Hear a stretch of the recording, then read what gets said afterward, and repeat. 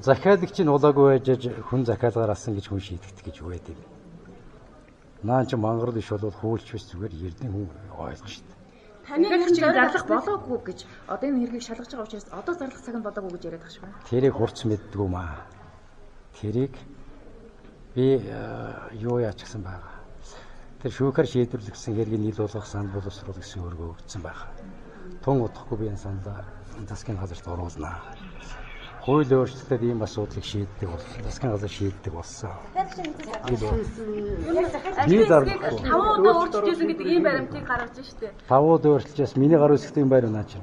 Сайдаар ажиллах үед намайг ажиллаж явах үед цай өөрчлөгчсэн бол тэр цагдаа тагнуулын төвшин. Энэ ингэж уудсан тантай холбоотой гэж шууд хэлж байгаа. Зоригийн хэрэг ингэж ийлэхгүй уудсан юм дөрөвтэй холбоотой гэдгийг хэлсэн. Та юуны Наттай холбоотой юм ирээсэн байхгүй.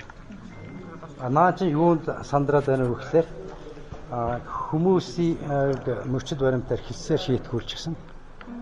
Явдал нь сөхөгдөж магадгүй гэдгээс өгтлээ хайж байгаа. Ердөл юм.